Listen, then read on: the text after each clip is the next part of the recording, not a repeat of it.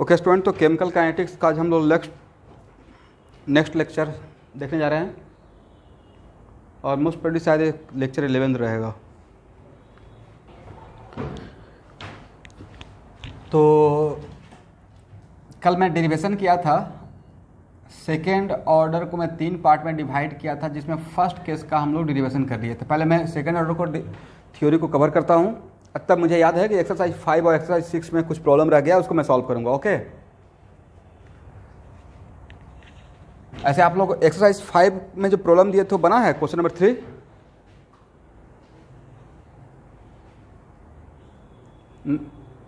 नहीं बना है? उसमें थोड़ा सा हिंट दे दें, फिर से ट्राई कीजिएगा। उसमें क्वेश्चन नंबर 3 में आफ्टर लॉन्ग टाइम होगा। ओके,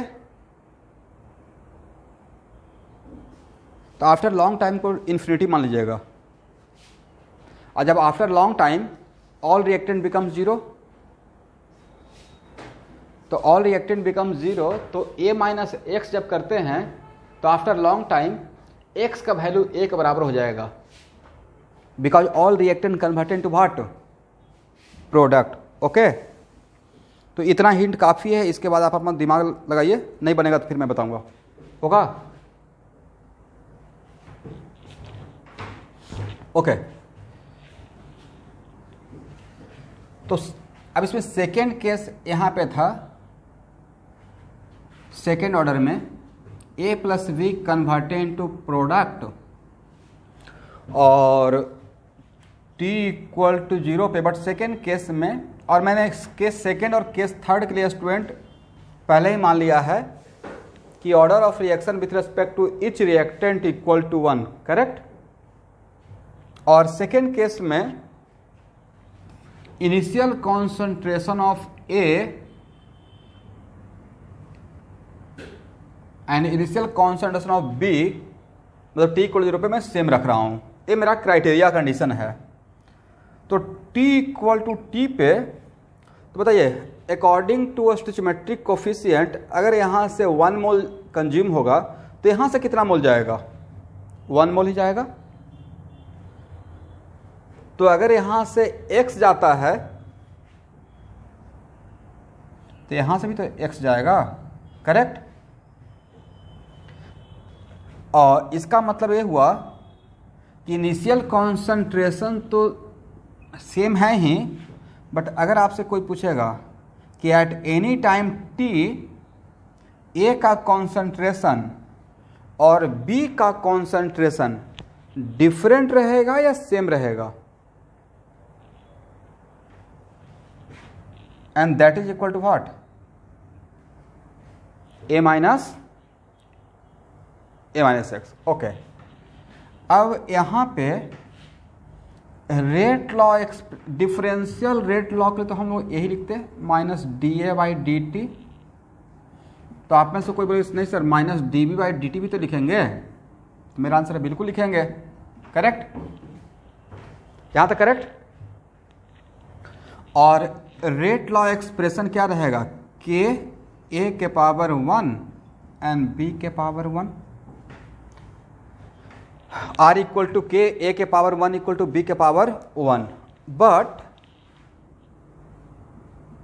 माइनस dA/dt या माइनस dB/dt डिफरेंट वैल्यू है या सेम वैल्यू है? सेम ही है ना।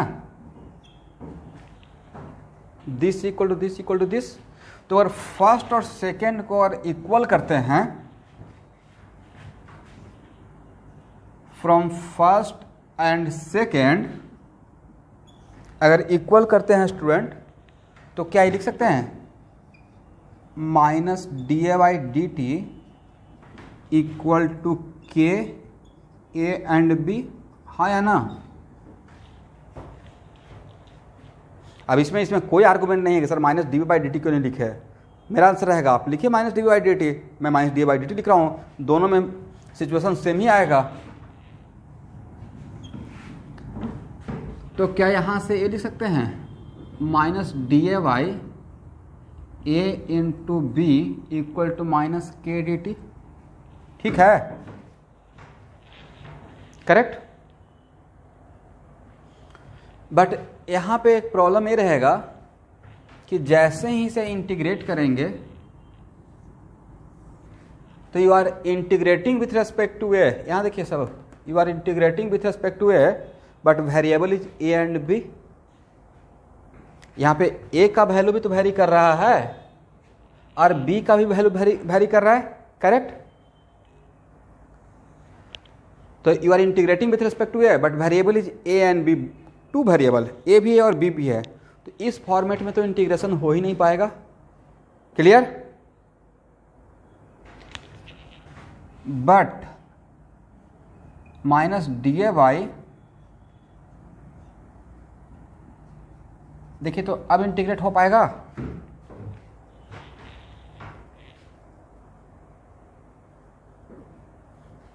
हो पाएगा।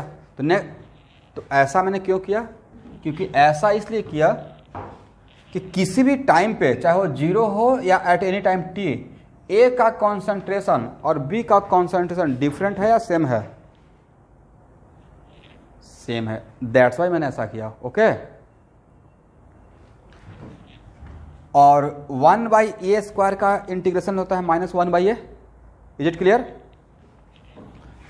और a का इनिशियल कॉन्सेंट्रेशन अगर C0 है तो C0 से CT लिख सकते हैं।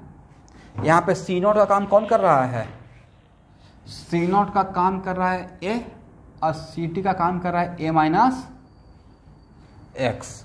और यहाँ पे इंटीग्रेशन का लिमिट क्या हो जाएगा? 0 से t। तो आफ्टर इंटीग्रेशन ये हो गया -1/a C0 से CT इक्वल टू -KT। देखिए तो यहां तक समझ में आया आप लोग को?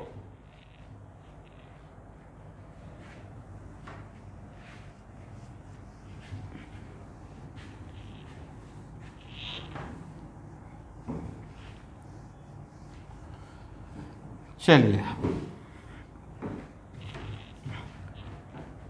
तो यहाँ पे लिखेंगे तो क्या लिखेंगे? -1/CT plus 1/C0 equal to -KT।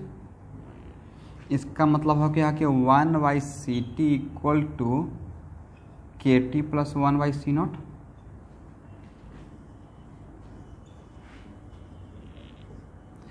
और अगर केयरफुली माइन्यूटली ऑब्जर्व कीजिएगा तो नहीं लेता कि दिस इज द आई बिल्कुल 100% identical the expression which is obtained in case first. तो केस फर्स्ट को हम लोग सिंपल सेकेंड ऑर्डर बोल रहे थे। तो केस फर्स्ट और इस कंडीशन के लिए जहां पे दोनों का इक्वल कॉन्सेंट्रेशन T = लिए हैं, केस सेकेंड का एक्सप्रेशन कॉन्सेंट्रेशन वर्सेस टाइम का डिफरेंट आया या सेम आया? सेम आ गया है, correct. This is the only वजह कि केस फर्स्ट और केस सेकेंड को मैं सिंपल सेकेंड ऑर्डर बोल रहा था। मतलब इसमें हम लोग को बहुत ज़्यादा कुछ तकलीफ इंटीग्रेशन करने में नहीं हुआ। हम लोग एज इट इज इसको इंटीग्रेशन करते हुए चला गया, बहुत आसान सा इंटीग्रेशन था।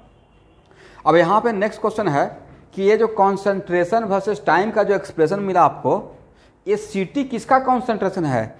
Is it CT the whole concentration of A and B या CT is the only concentration of A और B? A और B की, A का नहीं तो B का।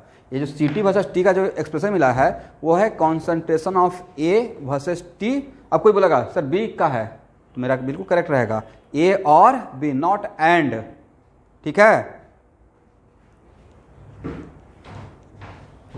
ये दोनों में से किसी एक का कॉन्सेंट्रेशन है। अब तो यहाँ तक वही एक्सप्रेशन आ गया जो फर्स्ट केस का था, तो क्या यहाँ पे फिर से ग्राफ और फिर से इसका हाफ लाइफ निकालने का कोई मतलब बनता है या बिल्कुल सेम रहेगा?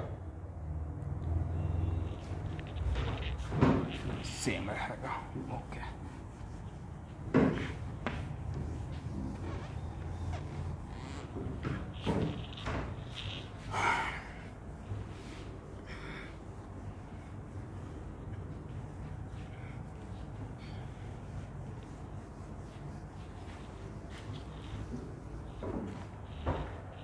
अर्नब ज्वाइन कर लिए? ओके, कभी भी प्रॉब्लम होता है तो उसका एक ही उपाय है कि आप फटाक से लीविंग को मीटिंग को लीव कीजिए और फिर से। लेकिन ऐसा नहीं, कुछ स्टूडेंट करते हैं कि पीछे आते हैं और फिर से क्लिक करते हैं। बिल्कुल मीटिंग को लीव करके और दोबारा ज्वाइन कीजिएगा, और एक बार क्लिक करने के बाद थोड़ा सा वेट कीजिएगा, क्योंकि मैं भी यहाँ पे एक्सपेरिमेंट किया हूँ कि मीटिंग को लीव नहीं करके बैक करके, नहीं हुआ तो फिर से बैक करके, नहीं हुआ तो फिर से बैक करके, तो मेरा 5 बार दिखा रहा था। तो समझ में आया कि ओके मीटिंग को लीव करना चाहिए और एक बार क्लिक करके छोड़ देना चाहिए।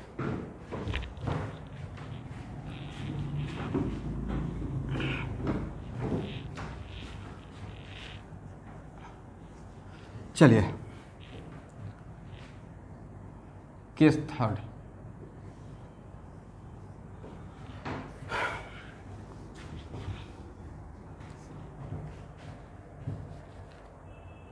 अच्छा, यहाँ पे ऑनलाइन क्लास लेने के बाद क्या आपको वीडियो का दोबारा रिक्वायरमेंट होता है या यहाँ से इतना सही काम चल जाता है?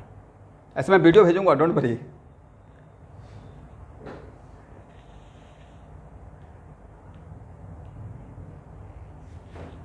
ओके ओके ठीक है।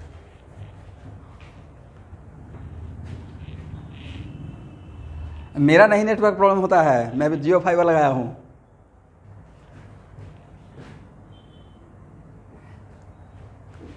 सौरभ लीजिए, बोलते ही खराब हो गया सौरभ।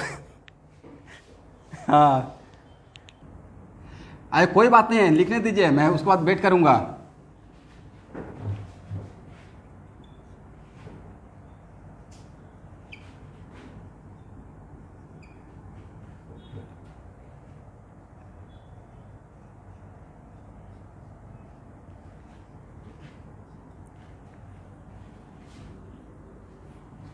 चलिए अभी सही है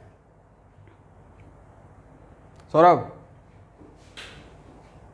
यहाँ पे मैं थर्ड केस में हूँ, जहाँ पे initial concentration of A and B equal नहीं लिए हैं। ए का कॉन्सेंट्रेशन इनिशियल कॉन्सेंट्रेशन ए है और बी का इनिशियल कॉन्सेंट्रेशन बी है। But at any time T, यहाँ से अगर 1 मोल जाएगा तो यहाँ से भी तो 1 मोल जाएगा, बिकॉज किसी बैलेंस रिएक्शन में रिएक्शन होता है अकॉर्डिंग टू स्टोइचियोमेट्रिक कोफिशिएंट। तो अगर यहाँ से ए से एक्स गया तो बी से भी कितना जाएगा? एक्स जाएगा। तो यहाँ से हम लोग ये बोल सकते हैं कि सर, अब आपसे पूछेंगे कि एट एनी टाइम टी क्या ए का कॉन्सेंट्रेशन और बी का कॉन्सेंट्रेशन इक्वल है? ए और बी का concentration equal, same amount of reactant due to same stoichiometric coefficient, amount of reactant from A and B same गया है। बट एक्चुअली इसका इनिशियल तो बी था ना, तो अब इसके पास बचा कितना? बी माइनस एक्स, और इसका कितना बचा? That's why eight any time T A और बी का कॉन्सेंट्रेशन सेम नहीं है। तो नेक्स्ट क्वेश्चन है कि अब यहाँ पे अगर डिफरेंशियल रेट लॉ लिखते हैं तो लिखिएगा minus D A by D T equal to minus D B by D T. ध्यान से देखिएगा, एक ही क्वेश्चन तो ये है। और अगर R इक्वल टू लिखिए के, और पहले ही मैं कल के क्लास में बोल दिया था कि order of reaction with respect to each reactant equal to 1, तो A के पावर 1 एंड B के power 1 at any time T। तो from equation first and second हम लोग ऐसे लिख सकते हैं,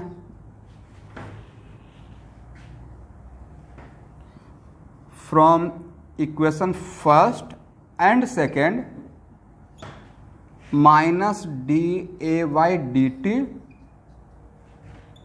equal to K into B. तो यहां से D A by this equal to minus K D t. और स्टूडेंट अब अगर इंटीग्रेट करते हैं तो क्या आपको इस फॉर्मेट में रहते हुए आपसे इंटीग्रेशन होगा? हम लोग इस टाइप का इंटीग्रेशन तो पढ़े ही नहीं हैं। We are integrating with respect to X but variable is X and Y.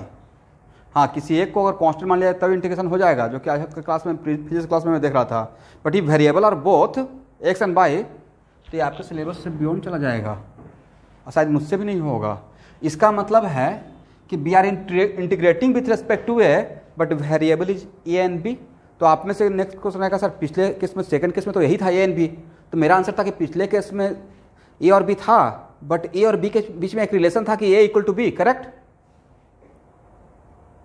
इसलिए बी के बदले ए पुट करते ए स्क्वायर बन गया था, तो बहुत आसानी से मेरा सॉल्व हो गया था प्रॉब्लम। बट क्या यहां पे ए इक्वल टू बी कर पाएंगे?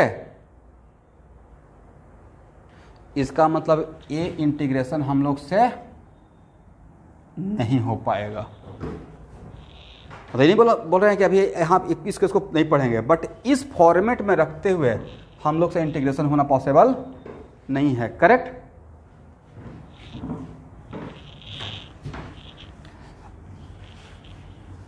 लेकिन यहां पे a इक्वल टू क्या है देखिए तो, eight any time t a minus x, हाँ या ना।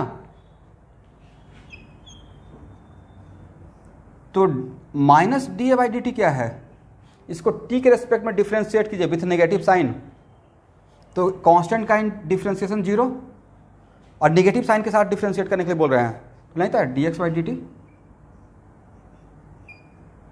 लिख सकते हैं। Minus D A by D T equal to A equal to मैंने alternative form A minus X मान लिए, तो इसको minus D by D T कितना होगा देखिए, तो इतना लिख सकते हैं fast, minus minus becomes plus, okay. तो b इक्वल टू क्या है, b माइनस एक्स, तो minus D B by D T कितना लिखिएगा अगर इसको डिफ्रेंशिएट करते हैं with respect to time with negative sign, तो again d x by D t, हाँ या ना। इसको तो minus D by D t और minus D by D t both equal to क्या d x by D t हम लोग लिख सकते हैं, लिख सकते हैं।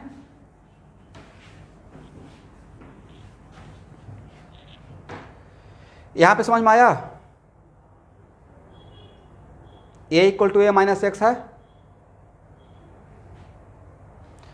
अब मैं बोल रहा हूं कि जस्ट इसको टाइम के रेस्पेक्ट में डिफरेंशिएट कीजिए, तो टाइम के रेस्पेक्ट में डिफरेंशिएट कीजिएगा तो कितना आएगा, कांस्टेंट क्वांटिटी का difference 0 minus D x by D T, correct.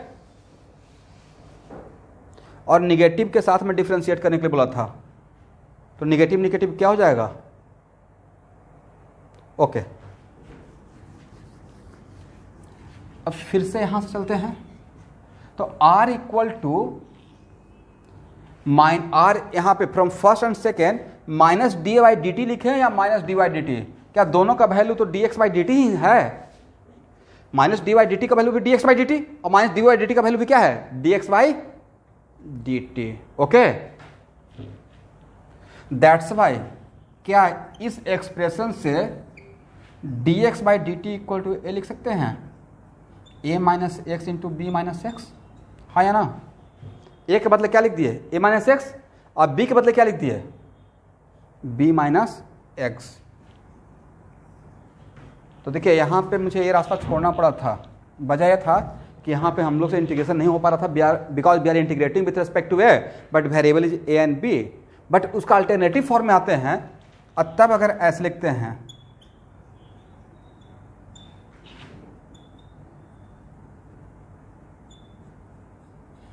अब तो इसका इंटीग्रेशन कर सकते हैं स्टूडेंट, जो भी मेथड अपनाना पड़ेगा, बट इंटीग्रेशन तो कर सकते हैं, because you are integrating with respect to what, X, and variable is what, x.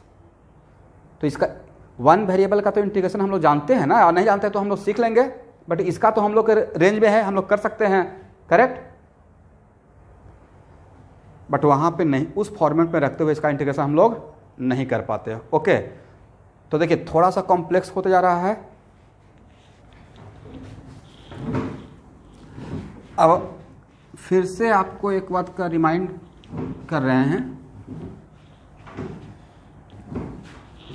आज दोनों क्लास में इंटीग्रेशन आ गया,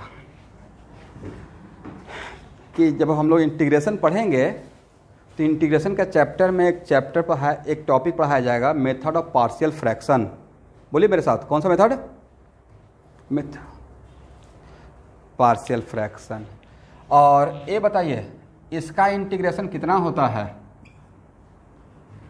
इसको लिखना नहीं है कि वेरी गुड, इसका इंटीग्रेशन कितना होता है ln x माइनस 2,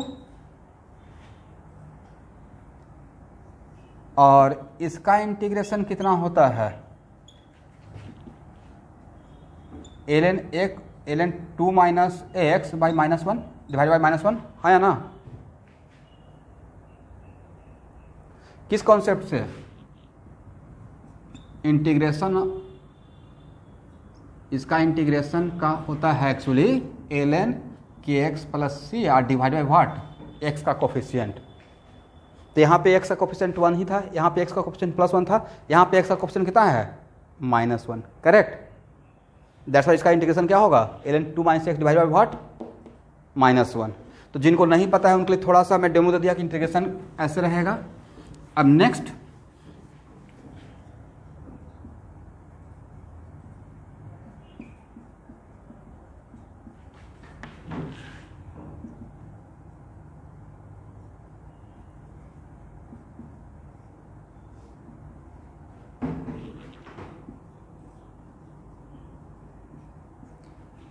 चलिए इधर अभी भूल जाइए, मुझे इसका वैल्यू बताइए कितना होता है 1 by B minus x minus 1 by A minus x.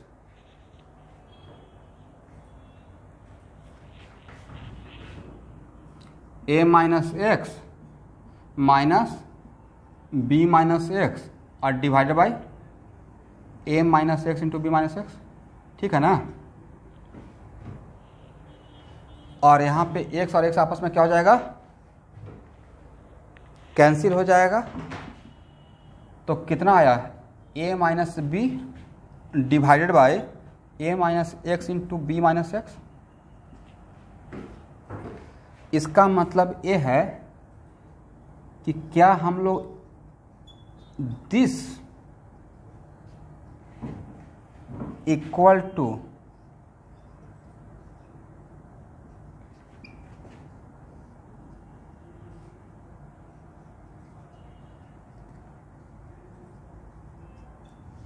This equal to this लिख सकते हैं?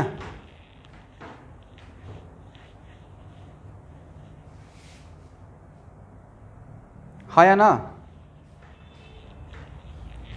ये जो मैं काम किया हूं इससे भी बड़ा बड़ा आपको काम इंटीग्रेशन में करना पड़ेगा। और इस जो मैंने इसको जो ब्रेक कर दिया इस फॉर्मेट में, इसी को बोलते हैं मेथड ऑफ पार्शियल फ्रैक्शन। क्या बोलते हैं? तो नेक्स्ट क्वेश्चन की सर ऐसा आप क्यों कर रहे हैं? तो ऐसा इसलिए कर रहे हैं क्योंकि ऐसे करने से मुझे इंटीग्रेशन करने में बहुत आसानी हो जाएगा, अदरवाइज इंटीग्रेशन करने में आपके लिए डिफिकल्टी रहेगा। ओके, इसका मतलब दिस इक्वल टू दिस, तो मैंने पहले क्रॉस चेक कर लिया कि इसका वैल्यू होता कितना है। तो इसका वैल्यू होता है a minus B divide by this, but मुझे तो इसमें a माइनस बी है नहीं, तो मैंने क्या किया, इसे डिवाइड कर दिया। तो दिस इक्वल टू इतना लिख सकते हैं क्योंकि इस ब्रैकेट का वैल्यू कितना है, दिस 1। तो उसमें अगर a माइनस बी से डिवाइड कर दें तो लास्ट में बचेगा कितना, this 1। Is it clear? Okay, तो दिस इक्वल टू दिस, और इस मेथड को बोलते हैं method of partial fraction. Last में फार्मूला जो आएगा ना उसको रट जाना है, क्योंकि इसका डेरिवेशन आपसे 200% गारंटी है, बोर्ड में नहीं आएगा। बट यहाँ से ही किसी स्टूडेंट का क्वेश्चन भी था, मैं आपको स्यूडो फर्स्ट ऑर्डर समझा पाऊंगा, और वो आपके सिलेबस का पार्ट है और सो मेनी टाइम्स पे ऑब्जेक्टिव आया है। तो स्यूडो फर्स्ट ऑर्डर आया है तो उसके लिए हम लोग इसको पहले पढ़ना पड़ेगा, सेकेंड ऑर्डर की इस फॉर्मेट को। एनीवे, अब बताइए इसका मतलब इसको हम लोग ऐसे लिख रहे हैं a minus B 1 by B minus x minus 1 by a minus x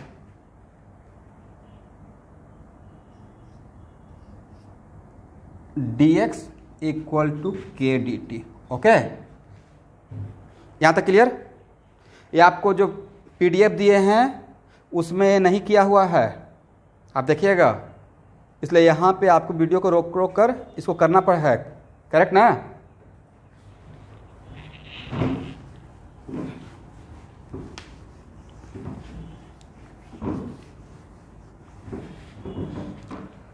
चलिए, तो 1 by a minus B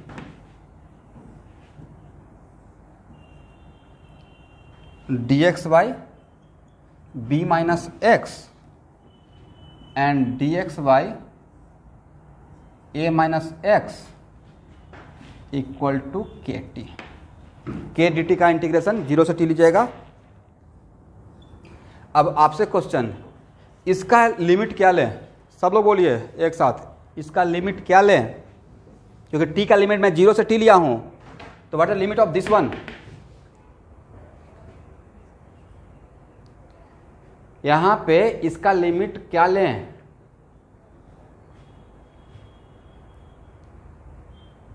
zero to, very good, क्योंकि you are integrating with respect to x ना। We are integrating with respect to what? X. और x क्या था?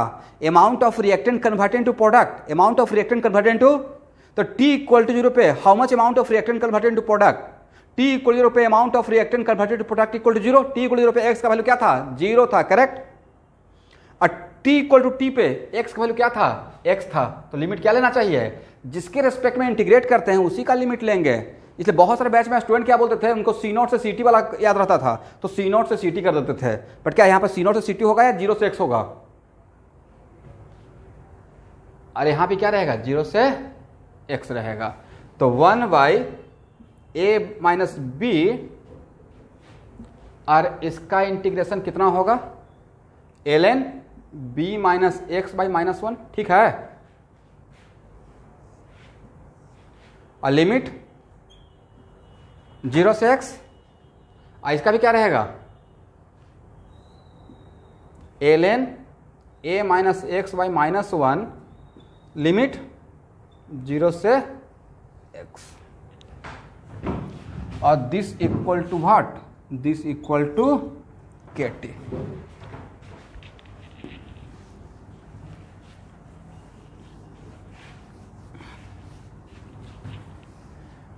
चलिए, इसमें अगर लिमिट पुट कीजिएगा तो क्या मिलेगा? 1 by A minus B, limit put करेंगे, इसका सिर्फ लिमिट का मैं बात कर रहा हूँ, तो क्या आएगा? ln b minus x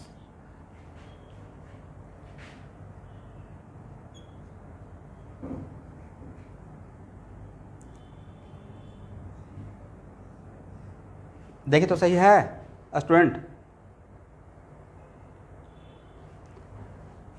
minus ln a minus x अब plus ln a,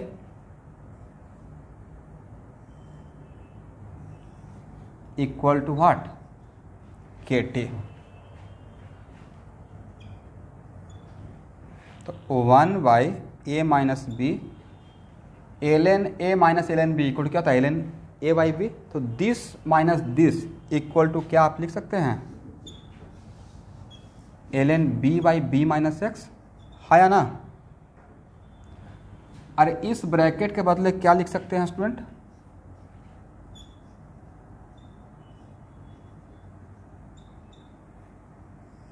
equal to K T, ठीक है।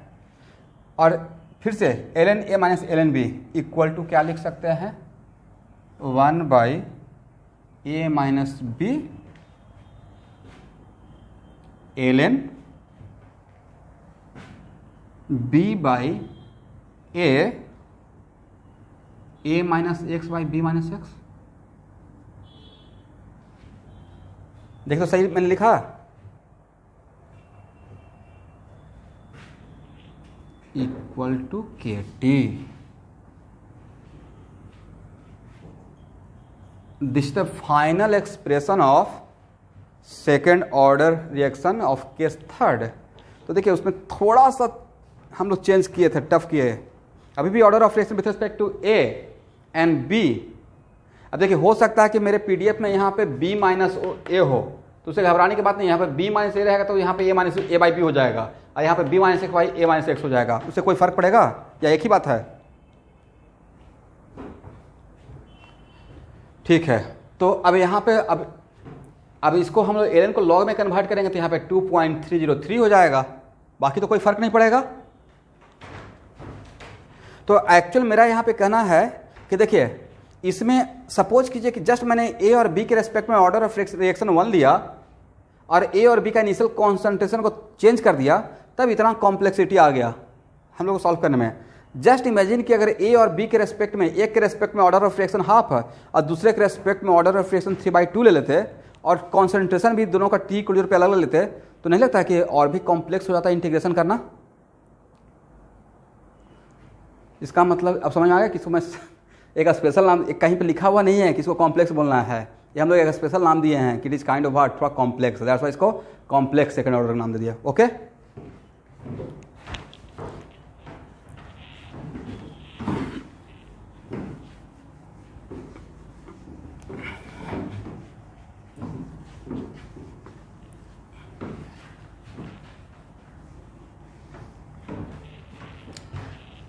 तो फाइनली ये बोर्ड में तो 12th बोर्ड में आएगा नहीं डेरिवेशन। मैं रिक्वेस्ट कर रहा हूँ इस एक्सप्रेशन को रट जाना है और इसका यूज होने का चांस 2%, यूज भी मैं बता रहा हूँ ओनली 2%, ये भी मैं बोल रहा हूँ, बट फिर भी पढ़ते हैं क्योंकि इस पर और भी कुछ क्वेश्चन होता है। ठीक है,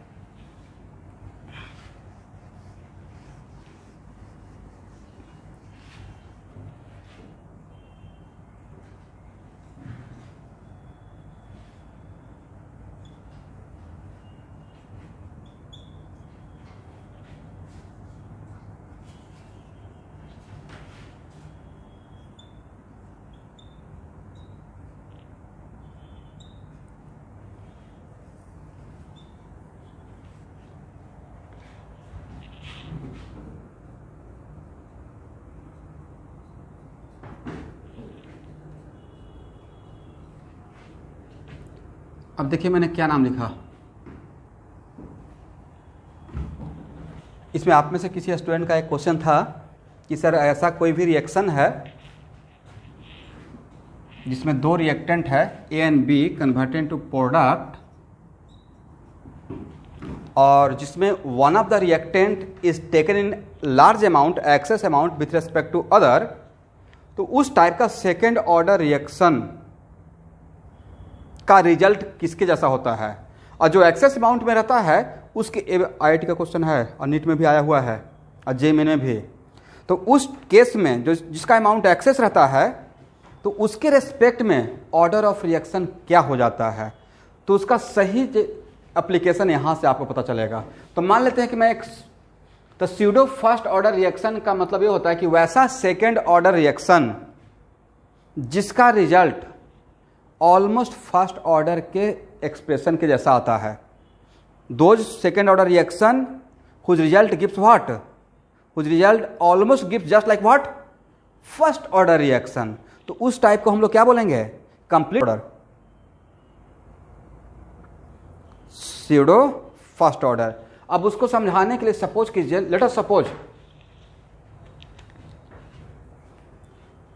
कि बी यहां पे ए है और बी है, और सपोज कीजिए कि मैं यहां पे ले रहा हूं, यहां पे तो मैं डिफरेंशियल नहीं लिख रहा हूं, ये चीज लिखा हुआ है A greater greater greater than B. मैंने क्या लिखा, A greater greater greater than B. तो जब A greater greater greater than B, इसका मतलब ए का अमाउंट ए और बी में, ध्यान से सुनिएगा, ए और बी में ए का अमाउंट बी के रेस्पेक्ट में बहुत ज़्यादा है, एक्सेस है। तो अगर एक्सेस है तो student A minus B almost equal to A लिख सकते हैं। सब लोग बोला कीजिए, बहुत इंपॉर्टेंट कॉन्सेप्ट है। फॉर दिस कंडीशन क्या A minus B almost taken as A लिख सकते हैं? अब बताइए which one is the limiting reagent? Obviously B. तो अगर यहां से x जाता है तो यहां से भी कितना जाएगा, x जाएगा। तो a माइनस एक्स, तो a भी क्या रहेगा, b माइनस एक्स। अब ये बताइए कि x का वैल्यू b से छोटा होगा या b से बड़ा होगा? तो ऑब्वियस सी बात है ना कि b में से x जा रहा है, तो b का वैल्यू x से बड़ा ही होगा। Correct, very good. तो अब ये बताइए कि a minus B equal to A लिख दिए, A minus B almost equal to A, तो आप लेता है कि जिस कॉन्फिडेंस से A minus B equal to A लिख दिए उससे ज़्यादा कॉन्फिडेंस से A minus x equal to A लिख दीजिएगा। अगर इसके लिए 3 बार बोलते हैं A greater greater greater than B, तो ऐसा नहीं था कि एक्स के लिए 4 बार बोलिएगा A greater greater greater greater than x, because x का वैल्यू तो बी से भी तो छोटा हो गया, हाँ या ना? तो क्या ये लिख सकते हैं? लिख सकते हैं। तो के टी इक्वल टू 2.303 और ए माइनस बी के बदले क्या लिखते हैं? ए।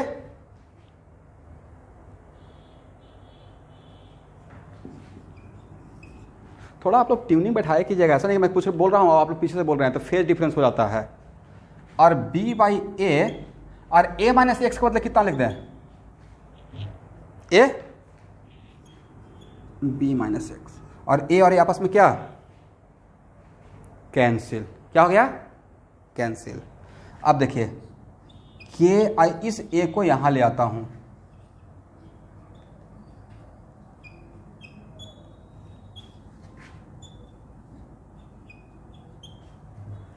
और k इंटू ए, इसी पे नेक्स्ट एक्सरसाइज का 2 प्रॉब्लम रहेगा, ठीक है? और आप बाइजली अगर उस चीज़ को समझ गए तो फटाक से क्वेश्चन बन जाएगा, और नहीं तो फिर इसको सॉल्व करते रहिए। तो k इंटू ए को मैं एक नया कांस्टेंट मान लेता हूँ k dash. k into A को क्या मान रहे हैं? एक new constant that is called k dash. तो k dash t equal to 2.303 log b by B minus x. और स्टूडेंट बताइए एडजेक्ट एक किसका एक्सप्रेशन है? This is the expression of first order reaction. This is the expression of what? First order reaction. I इस expression में first order में log के अंदर जो रहता था वही तो रिएक्टेंट का कॉन्सेंट्रेशन इंडिकेट करता था, करेक्ट? तो लॉग के अंदर कौन बचा हुआ रहा? b by B minus x. इसका मतलब यह है कि यहां तक आने के बाद क्या बोल सकते हैं कि जहां से शुरू किए थे वो तो था तो second order, but due to excess amount of A बाद में looks like only first order. वो भी फर्स्ट ऑर्डर किसके रेस्पेक्ट में? जिसका अमाउंट एक्सेस था उसके रेस्पेक्ट में, या जिसका अमाउंट लिमिटेड था उसके रेस्पेक्ट में? जिसका अमाउंट लिमिटेड था। इसका मतलब आज के बाद वैसा कोई, सब लोग ध्यान से जो बोल रहे हैं उसको वैसी तरीके से लिख लीजिएगा जैसे मैं अभी बोल रहा हूं। आज के बाद वैसा कोई भी सेकेंड ऑर्डर रिएक्शन जिसमें if one of the reactant present in excess amount, तो जो एक्सेस अमाउंट में प्रेजेंट रहता है उसके रेस्पेक्ट में ऑर्डर ऑफ रिएक्शन 0 हो जाता है। क्या हो जाता है? 0। और जो लिमिटेड अमाउंट में प्रेजेंट रहता है उसके रेस्पेक्ट में ऑर्डर ऑफ रिएक्शन क्या रहता है? 1 बन जाता है। दैट्स वाई ऐसा ऑब्जेक्टिव बार बार आपको कहीं ना कहीं मिलते रहेगा, और टेस्ट सीरीज का बहुत फेवरेट क्वेश्चन रहेगा जिसमें क्वेश्चन दिया जाएगा कि initially order of reaction with respect to A and B is 1 and 1, it is kind of second order, but if A is taken in excess amount तो rate law expression कैसा होगा? तो अगर ए को एक्सेस अमाउंट लीजिएगा तो rate law expression में क्या इसको दिखाने का रिक्वायरमेंट है, या इसके रेस्पेक्ट में ऑर्डर ऑफ रिएक्शन 0 हो जाएगा? तो सिर्फ क्या लिखना चाहिए था हम लोग को? This one. ठीक है, करेक्ट?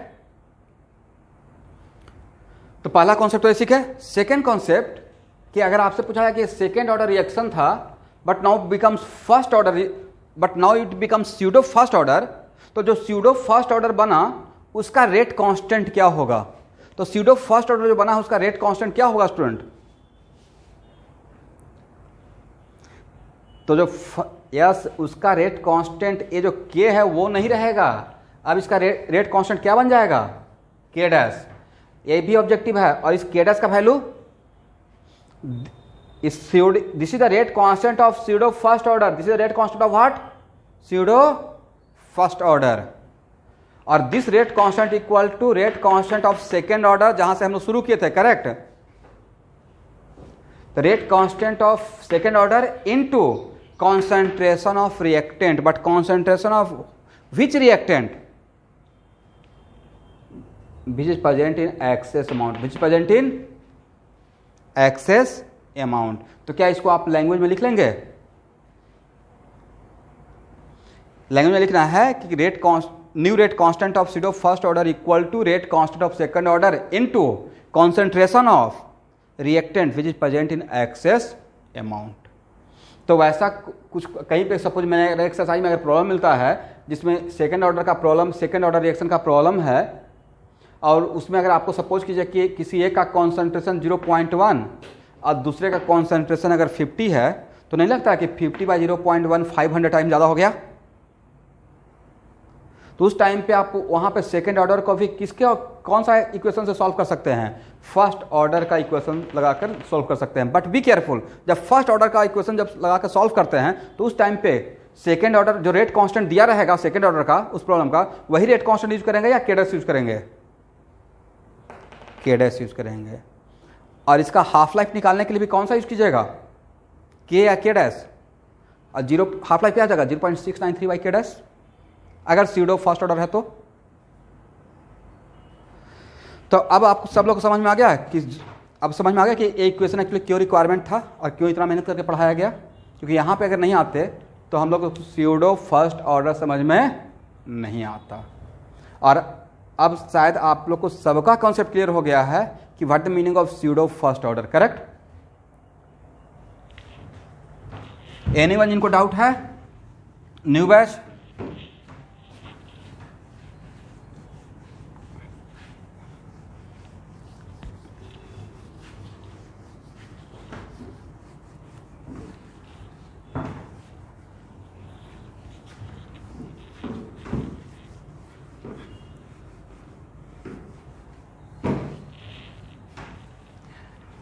Okay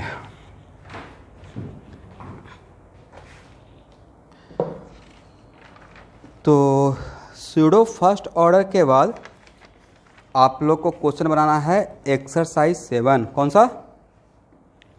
exercise 7। उसमें ज़्यादा क्वेश्चन नहीं है, सिर्फ ओनली 3 क्वेश्चन है, ओनली 3 क्वेश्चन। और इसमें कुछ example of pseudo first order का एग्जाम्पल भी दिया हुआ है, जिसमें कुछ 1-2 एग्जाम्पल मैं भी ले लेता हूँ। और एक एग्जाम्पल एक्चुअली जेई वगैरह का आया हुआ एग्जाम्पल है, बहुत कॉमन सा एग्जाम्पल है। आई ऑर्गेनिक केमिस्ट्री में इतना बार आएगा कि आप यूज टू हो जाइएगा।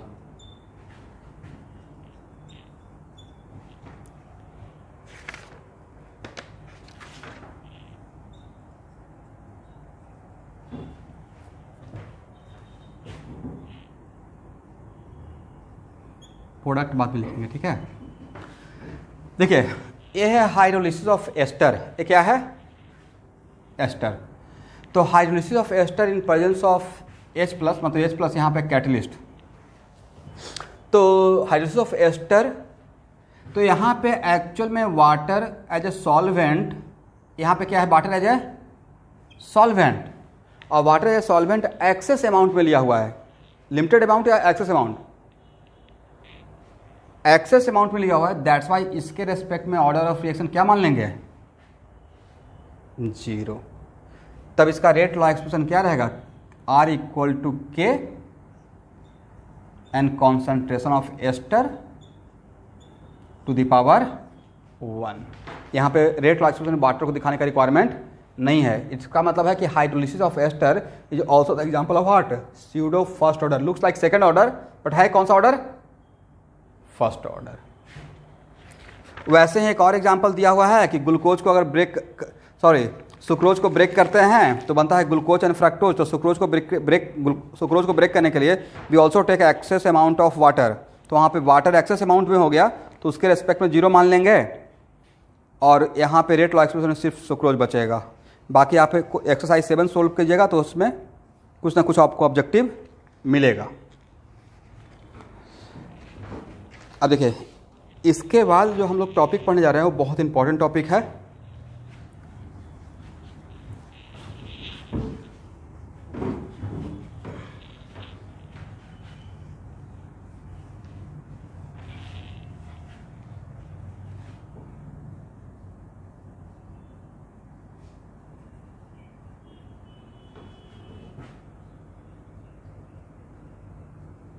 Activation energy.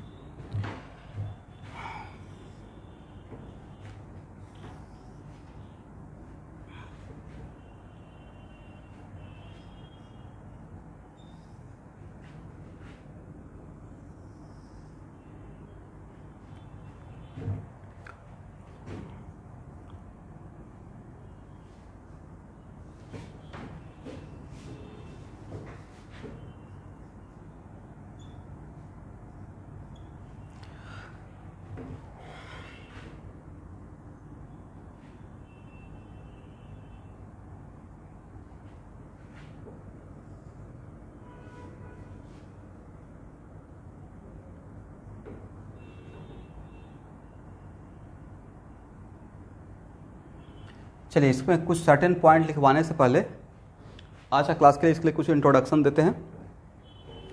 तो देखिए, सबसे पहले स्टूडेंट ये समझिए कि केमिकल काइनेटिक्स हम लोग फास्ट रिएक्शन का केमिकल काइनेटिक्स एनालाइज नहीं करते हैं। केमिकल काइनेटिक्स अगर हम लोग एनालाइज कर रहे हैं, किसी का रेट निकाल पा रहे हैं, तो सबसे पहले माइंड में ये रहता है कि स्लो रिएक्शन का, पहला पॉइंट। सेकेंड पॉइंट ये है कि किसी भी स्लो रिएक्शन का, generally organic reactions are slow reaction, और न्यू बैच जब आपको मैं रिएक्शन इंटरमीडिएट पढ़ाते रहूँगा तो इस टाइप का ग्राफ का आप मास्टर बन जाएंगे। अभी के लिए तो किसी भी स्लो रिएक्शन का potential energy versus reaction progress, जिसको मैं रिएक्शन कोऑर्डिनेट भी बोल रहा हूँ, अगर हम लोग ड्रॉ करते हैं तो कोई भी स्लो रिएक्शन का पोटेंशियल एनर्जी का ग्राफ ऐसे ही वैरी करता है। इसका मतलब है कि किसी भी स्लो रिएक्शन, कोई भी स्लो रिएक्शन को शुरू होने के लिए, स्टार्ट होने के लिए, प्रोडक्ट में कन्वर्ट होने के लिए, उसके किसी भी स्लो रिएक्शन के सारे मॉलिक्यूल्स के पास सफिशिएंट एनर्जी नहीं होता है। तो सबसे पहले हम लोग, और किसी भी स्लो रिएक्शन को स्टार्ट करने के लिए एक minimum amount of energy outside से प्रोवाइड करना पड़ता है, मिनिमम अमाउंट ऑफ एनर्जी। और उस मिनिमम अमाउंट ऑफ एनर्जी को हम लोग थ्रेशोल्ड एनर्जी भी बोलेंगे उस रिएक्शन के लिए। क्या बोलेंगे? थ्रेशोल्ड एनर्जी, या एनर्जी ऑफ एक्टिवेशन भी बोलेंगे, करेक्ट।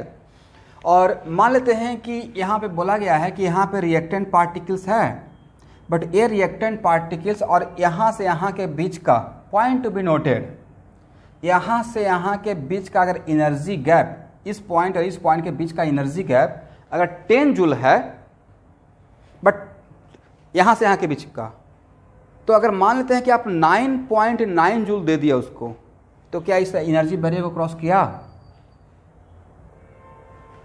और जो इस एनर्जी बैरियर को क्रॉस नहीं करेगा वो प्रोडक्ट में कन्वर्ट नहीं होगा। कभी सुने हैं ना कि मतलब ओके, कट ऑफ मार्क्स 50 था, मेरा 49 आया था, तो 49 कोई काम का नहीं है, वो बोलने के लिए सही है, मैं भी बोलते रहता हूँ कि 79 मेरा आया था, 80 में सिलेक्शन था, जब तक कि आप उसको नहीं क्रॉस करते हैं, राइट। आज जो इसको क्रॉस कर गया वो किस में कन्वर्ट हो जाएगा? इसको टच या क्रॉस कर गया वो किस में कन्वर्ट हो जाएगा? प्रोडक्ट में। ओके, इसका मतलब कि किसी भी स्लो रिएक्शन को, और ये जो पार्टिकल दिखा रहे हैं ये सारा वो है रिएक्टिंग पार्टिकल्स, तो प्रोडक्ट में कन्वर्ट, थोड़ा माहौल बनाते हैं आज इस टॉपिक को शुरू करने के लिए।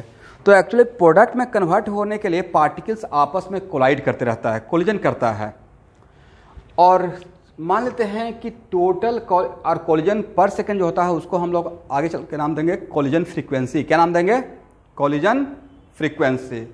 तो मान लेते हैं कि 100 कोलिजन पर सेकेंड, टोटल कोलिजन है 100 कोलिजन पर सेकेंड, और इस 100 कोलिजन पर सेकेंड में टोटल कोलिजन है, इसमें से 70 कोलिजन पर सेकेंड इफेक्टिव है।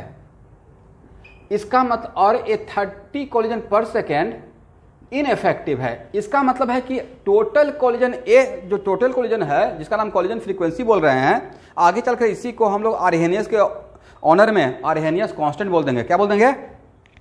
Arrhenius constant. तो इसको टोटल कोलिजन को दो पार्ट में डिवाइड कर दिया। इसका मतलब collision divide in two parts, effective collision and ineffective collision. तो जो इफेक्टिव कोलिजन 70 है करेक्ट। एक्चुअली बाद में एक्चुअली यही मेरा के है, ये मेरा क्या है, रेट कांस्टेंट है। क्या है, रेट कांस्टेंट। इसका मतलब ये हुआ कि स्टूडेंट अगर आपसे कोई पूछेगा कि रेट ऑफ रिएक्शन, पूरा बात, अगर आपसे कोई पूछेगा कि रेट ऑफ रिएक्शन को बढ़ाना है फॉर ए गिवन रिएक्शन, तो जैसे ही गिवन रिएक्शन बोल दिए मतलब ऑर्डर ऑफ रिएक्शन फिक्स कर दिए, बाय कीपिंग कॉन्सेंट्रेशन कांस्टेंट, इस आर का वैल्यू बढ़ाना है और इस क्वांटिटी को भी सेम रखना है, मतलब कॉन्सेंट्रेशन को भी चेंज नहीं करना है, और गिवन रिएक्शन तो ऑर्डर ऑफ रिएक्शन तो फिक्स ही रहेगा, और फिर भी आर का वैल्यू बढ़ाना है, तो आपके पास तो एक ही टर्म बचा ना, के, और के है क्या, इफेक्टिव कोलिजन। क्या क्या है, इफेक्टिव कोलिजन। तो सपोज कीजिए कि लेट अस सपोज कि आप जितना अमाउंट ऑफ एनर्जी प्रोवाइड कर रहे थे उसमें से 100 कोलिजन पर सेकेंड में 70 क्रॉस कर रहा है और 30 इधर रह गया, और आपका था कि नहीं 70 के जगह पे काश 90 कोलिजन पर सेकेंड इफेक्टिव रहता, तो आप क्या करेंगे, आप ये करेंगे थोड़ा और एनर्जी देंगे, करेक्ट, और थोड़ा और एनर्जी आउटसाइड देने के लिए आप उसको हीट करेंगे, टेम्परेचर बढ़ाएंगे। इसका मतलब है कि नंबर ऑफ इफेक्टिव कोलिजन बढ़ाने के लिए, नंबर ऑफ इफेक्टिव कोलिजन बढ़ाने के लिए by increasing temperature we can also increase the number of effective collision. Is it right?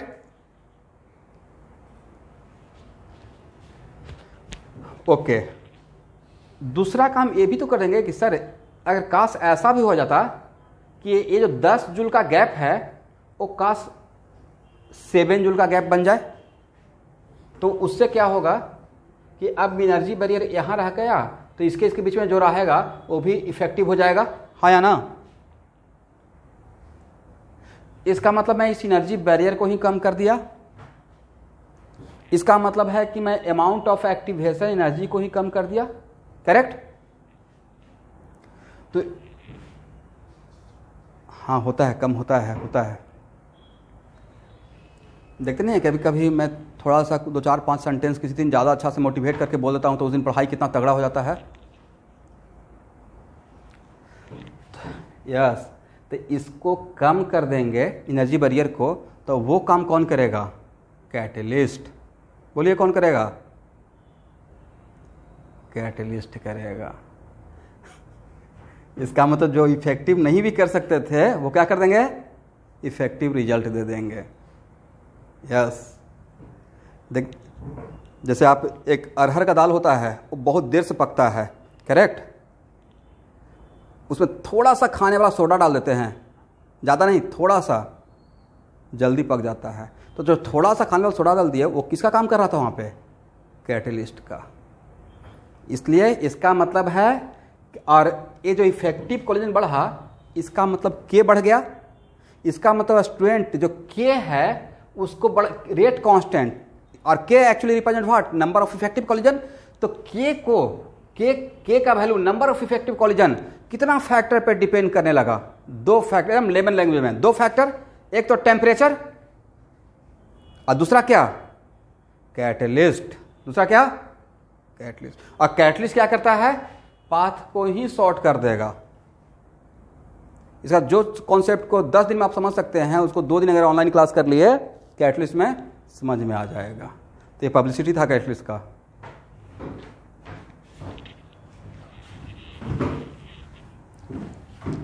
चलिए, तो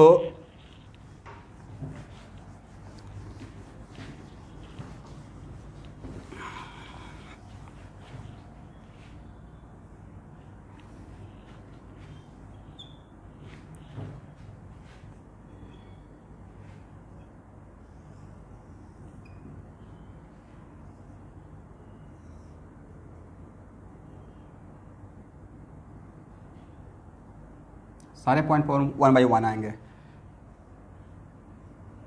करेक्ट। तो पहले यहाँ पे मैं एक लिखा हूँ, तो पॉइंट आप थोड़ा सा लिख लीजिएगा, कॉन्सेप्ट ऑफ एक्टिवेशन एनर्जी। तो इसमें लिखा हुआ है, according to theory of reaction, for a chemical reaction to takes place, reactant molecules must make collision according among themselves. In reality, only a fraction of collisions are responsible for formation of product. It means not all collisions are effective collision. तो collision को कितने part में divide कर दिए उसको आप एक बार देख लेंगे।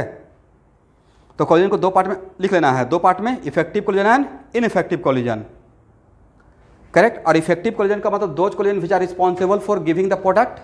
इसका मतलब है कि इफेक्टिव कोलिजन इस एनर्जी बैरियर को क्रॉस कर जाएगा और इनइफेक्टिव कोलिजन इस एनर्जी बैरियर को क्रॉस नहीं करेगा।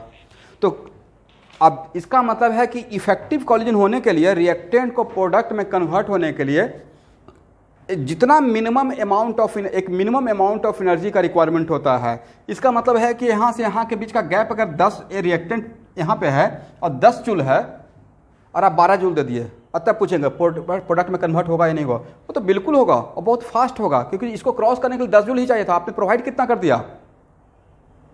इसका मतलब एक्टिवेशन एनर्जी क्या है, मैक्सिमम एनर्जी या मिनिमम अमाउंट ऑफ एनर्जी। तो 12 जूल अगर दे दिए तो 2 एक्स्ट्रा दे दिए ना, तो वो तो कम स्लो रहेगा या और भी फास्ट तरीके से रिएक्शन करेगा, और भी फास्ट तरीके से रिएक्शन करेगा। इसका मतलब है कि एक्टिवेशन एनर्जी मैक्सिमम एनर्जी या मिनिमम एनर्जी है। Activation energy for a slow reaction is the minimum amount of energy, this is the threshold energy for reactant particles for converting to what, product. पहला point correct, उसको अच्छे से language दिया हुआ लिख लीजिएगा। और नेक्स्ट,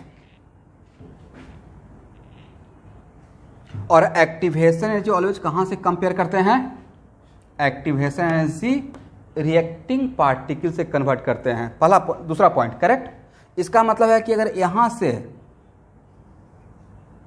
रिएक्टेंट से प्रोडक्ट में जा रहे हैं तो आपका रिएक्टिंग पार्टिकल ए रहा, आर रहा, करेक्ट। तो इसके लिए एक्टिवेशन एनर्जी ये होगा। लेकिन ध्यान सुनिएगा, तो एक्टिवेशन एनर्जी रिएक्शन से खुद से मिलता है या बाहर से सप्लाई करना पड़ता है। इसका मतलब हुआ कि एक्टिवेशन एनर्जी का साइन ऑलवेज पॉजिटिव रहेगा। और एक्टिवेशन एनर्जी कैसा सेंस है, एक्सोथर्मिक या एंडोथर्मिक, एंडोथर्मिक सेंस कैसा रहेगा, एंडोथर्मिक। अब नेक्स्ट क्वेश्चन, समटाइम्स ऐसा भी तो होता है रिवर्सेबल रिएक्शन। अगर रिवर्सेबल रिएक्शन है, पॉइंट नोटेड, अगर रिवर्सेबल रिएक्शन, थोड़ा सा देख लेते हैं यहाँ पे, अगर रिवर्सेबल रिएक्शन है तो यहाँ से यहाँ तक के लिए, तब इसका नाम हम लोग क्या बोल देंगे, अगर इरिवर्सेबल रहेगा तब तो बैकवर्ड बोलने का कोई मतलब ही नहीं है। बट अगर रिएक्शन मेरा रिवर्सेबल रिएक्शन है, समथिंग लाइक दिस,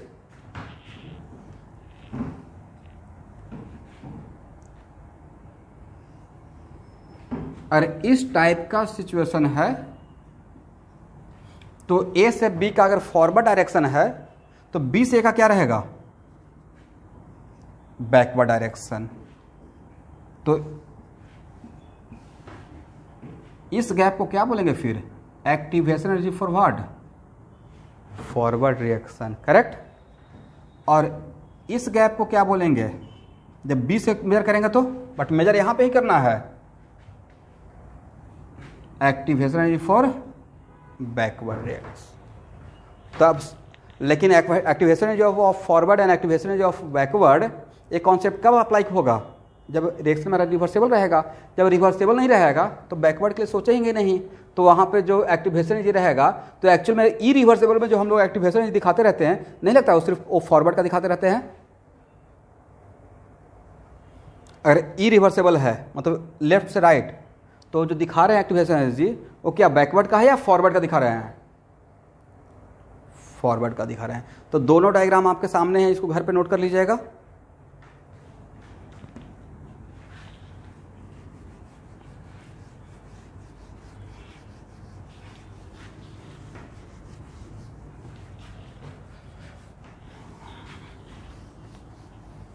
तो नेक्स्ट क्लास में यहाँ से ही स्टार्ट करूँगा एक्टिवेशन एनर्जी से। आज के इतना ही, ओके, थैंक यू। और नेक्स्ट क्लास कब, संडे।